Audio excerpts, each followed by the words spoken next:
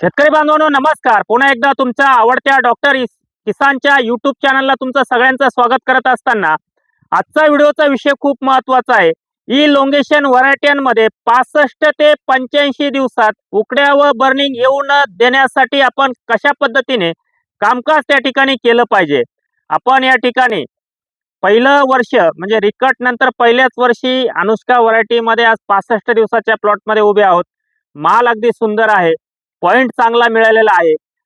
सगळ्यात महत्त्वाची गोष्ट की इथून पुढे जे 20-25 दिवस असतात तिथं आपल्याला त्या ठिकाणी उकड्या आणि बर्निंगची समस्या येते, ती येऊ नये म्हणून आपण फवारणीचं नियोजन आणि सातत्याने साईज आपल्याला चांगली मिळवण्यासाठी अन्नद्रव्य व्यवस्थापन आणि फवारणीचं नियोजन कसं ठेवलं पाहिजे त्या संदर्भात आजचा व्हिडिओ तुम्ही शेवटपर्यंत नक्की बघा.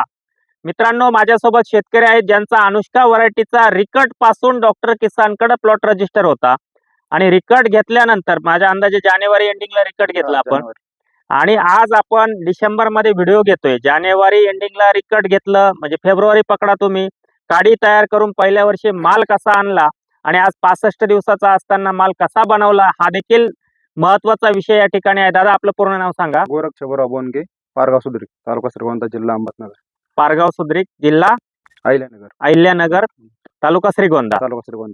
तुमचा मोबाईल नंबर 8308 580 585. तुम्ही डॉक्टर किसानला किती दिवसापासून ओळखता? 3 वर्षापासून ओळखतोय. मग का सातत्याने आता 4थ्या वर्षी तुम्ही तुमचे 3 प्लॉट रजिस्टर केलेले? एकंदरीत त्याच्या पाठीमागचं काय कारण सांगाल तुम्ही? नाही, आपल्याला म्हणजे दरवर्षी चमनचा प्लॉट था आपला. त्या चमनच्या प्लॉटला काय व्हायचं, मम्मीज व्हायचं आणि व्हेरिएशन होतं. पण ते काय मागल्या 2 वर्षापासून त्याचं कमीच प्रमाणात झालं. मागल्या वर्षी झालंच नाही आणि काय व्हायचं, व्हेरिएशन पण थोड्या प्रमाणात कमी झालं. मग त्याच्यामुळे मग आणि फुगवण साईज आणि मम्मीचं प्रमाण जास्त करून आमचं मम्मीच होत होतं म्हणून आम्ही रजिस्टर केला प्लॉट.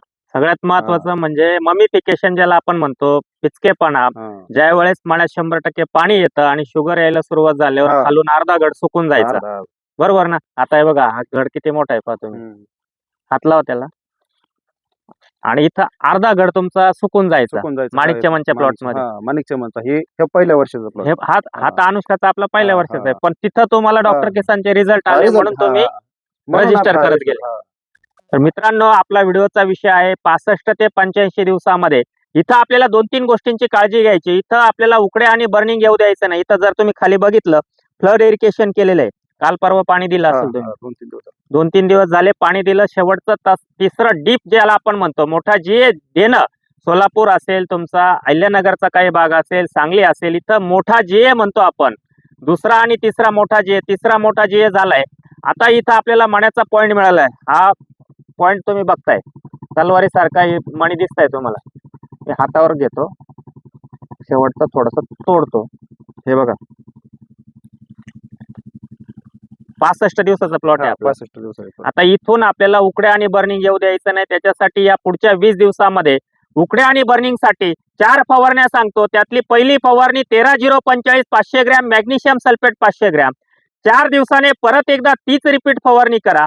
परत 4 दिवसांनी तुम्हाला 200 लिटर पाण्याला गोल्ड सील 200 ग्रॅम आर्थोसिलिक ऍसिड ज्याला आपण म्हणतो, ज्याच्यामध्ये त्या ठिकाणी नीट लक्षात घ्या, तिथं तुम्हाला गोल्ड सील नावाचं जे काही सिलिकॉन आहे ते 200 ग्रॅम आणि त्याच्यासोबत मॅग्नेशियम सल्फेट 500 ग्रॅम. ही तिसरी फवारणी. 4थी फवारणी परत एकदा तुम्हाला त्या ठिकाणी सांगतो, तिथं चांगल्या दर्जाचं सीवीड घेत असताना तुम्ही डायरेक्टर 500 मिली आणि त्याच्याबरोबर मॅग्नेशियम सल्फेट 500 ग्रॅम. ह्या 4 फवारण्या 65-66 दिवसाला पहिली फवारणी 13-0-45 मॅग्नेशियम सल्फेट, 4 दिवस गॅप जाऊ द्या. तिथं तुम्हाला परत एकदा 13-0-45 मॅग्नेशियम सल्फेट, 4-5 दिवस गॅप जाऊ द्या. तिथं gold seal 200 gram magnesium sulphate 500 gram. पुढच्या 4-5 दिवसानंतर डायरेक्टर 500 ग्रॅम आणि मॅग्नेशियम सल्फेट, डायरेक्टर 500 मिली आणि मॅग्नेशियम सल्फेट 500 ग्रॅम. या 4 फवारण्या या 20-22 दिवसात करून घ्या आणि त्याच दरम्यान साईज थांबल्यासारखी तुम्हाला वाटते, मग अशा वेळेस तुम्ही काय करा, जमिनीच्या माध्यमातून साधारणतः 75 दिवसाला त्या ठिकाणी एकरी 5 litre 4 stroke 50 kilo single super फॉस्फेटची निवळी, 5 किलो झिंक सल्फेट आणि 4 किलो गुळ हे 24 ते 48 तास भिजवून वस्त्रगाळ करून ड्रिपच्या माध्यमातून सोडून द्या. खूप चांगले रिझल्ट तुम्हाला साईज साठी मिळतील. आणि दुसरी एक महत्वाची गोष्ट, जसं त्यांनी सांगितलं की मोठा बंच त्या ठिकाणी झाला, असा एवढा हाता एवढा हे बंच तुम्ही बघताय, मग खालून अर्धा बंच सुकायला नको, ममिफिकेशन व्हायला नको, वॉटर बेरीज व्हायला नको, मणी पिचका व्हायला नको, मण्यामध्ये गर चांगला भरला पाहिजे. त्यासाठी ही स्लरी खूप चांगलं काम करेल. आता या 20-22 दिवसामध्ये तुम्हाला भुरी रोगाचा प्रादुर्भाव त्या ठिकाणी जाणू शकतो. तिथं तुम्ही चिलिटेड मॅग्नेशियम 150 ग्रॅम, स्कोर 100 मिली असा एक स्प्रे करा.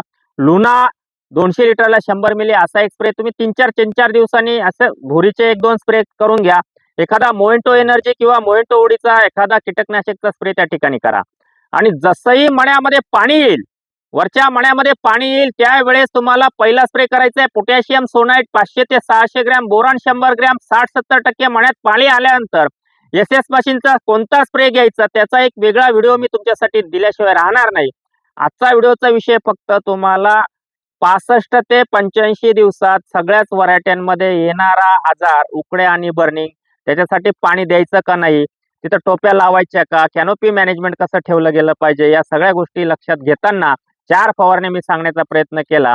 परत एकदा बोंडगे साहेब तुमच्याकडे येतो.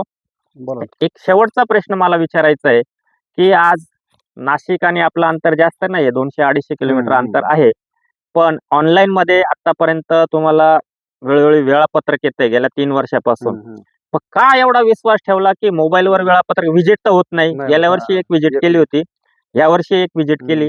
बरेचसे इथं शेतकरी आहे आजूबाजूचे, तुमचा पत्ता ते युट्यूबला व्हिडिओ बघतीलच. प्रत्येक त्या सगळ्या शेतकऱ्यांची माफी मागतो की प्रत्येक शेतकऱ्याकडे मी पोहोचू शकत नाही, पण एकंदरीत त्या भागात जाऊन तिथं काय परिस्थिती हा बघण्याचा माझा दृष्टिकोन असतो आणि तिथून युट्यूबच्या माध्यमातून शेतकऱ्यांना, मग तुमचं अहिल्यानगर असेल, पुढे जाऊन सोलापूर असेल, सांगली असेल, अगदी कर्नाटकचा काही भाग असेल, या सगळ्या गोष्टी जाणं आणि तिथं एक शेतकऱ्याला भेटणं, याच्या पाठीमागचा एकमेव उद्देश असा आहे की तुमच्या इथं क्लायमेट कंडिशन कशी आहे, तुमच्या इथले बागा कशा आहे, तिथं फुगवण थांबली का, तिथं काय अडचणी येतात, ह्या जाणून घेण्यासाठी हा व्हिजिटचा प्लॅन असतो. पण माझा एकच प्रश्न तुम्हाला विचारायचा राहून गेला की सातत्याने 3 वर्षापासून तुम्ही प्लॉट रजिस्टर करताय, 100% करताय, 100% काम करताय, पण रिकटला मी गेल्या वर्षी म्हणजे रिकट घ्यायच्या अगोदर आलो होतो आणि तेव्हा तुम्ही सांगितलं की सर हा एक प्लॉट आहे तो एक आहे, हा तुमच्याकडे रजिस्टर आहे, याचं पूर्ण काम चालू आहे आणि तिथं बदल झाला. मग याच्या पाठीमागं रिझन काय? आता कसं आहे, औषध झाले, परत आपल्या आदब म्हणा, म्हणजे काय होतं तुमच्या आपलं रजिस्टर प्लॉटचा कसं झालं, नियमित आपल्या फवारण्या म्हणजे एकसारख्या घेण्यात आलो. आणि काय होतं, रजिस्टर नसल्याच्या नंतर आपण काय करतो, मनाने एखाद फवारणी हाणतो किंवा एखादं सोडून देतो, एखादी सोडून देतो आणि एखादी एक्स्ट्रा करतो. असं होतं. कारण शेड्यूल लावल्यानुसार काय होतं, सगळे प्रे आपण निष्काळजीपणे घेतो ना, आणि तारखेवार शेड्यूल येतं, त्याच्यामुळे अडचणच येत नाही काय. आणि वेळच्या वेळी जे गरजेचं आहे ते वेळापत्रक तुम्हाला येतं, बरोबर ना? आणि काय होतं, आपण एखाद्या वेळेस काय करतो की बा गरज नाही, मग ती एखाद्याने औषध हाणलं नाही ना, दे हाणून, असं होतं. आता आपण रजिस्टर असल्यामुळे ती फवारणी गेली, आपले समाधान, आपल्याला शेड्यूल नुसार सगळं माहिती पण राहते की कोणती फवारणी हाणली नाही हाणली, बरोबर. असं. मित्रांनो, हा एक मोठा फायदा वेळापत्रकाचा असतो. मी म्हणत नाही डॉक्टर किसानचंच वेळापत्रक घ्या, कोणाचंही घ्या, चांगलं मार्गदर्शन घ्या, योग्य डायरेक्शनने आपली द्राक्ष बाग असेल, डाळिंब बाग असेल, पेरू शेती असेल, त्या ठिकाणी वेगळी भाजीपाल्याची शेती असेल, ती करत असताना योग्य रोडमॅप ठेवा, योग्य डायरेक्शन ठेवा, तर आपल्याला शेतीमध्ये चांगला सक्सेस मिळाल्याशिवाय राहणार नाही. आणि त्यासाठी आजचा हा व्हिडिओ तुम्ही शेवटपर्यंत बघितला. चॅनलला प्रथम आला असाल, चॅनल सबस्क्राईब करा. व्हिडिओ आवडल्यास तो लाईक आणि शेअर करायला विसरू नका. धन्यवाद.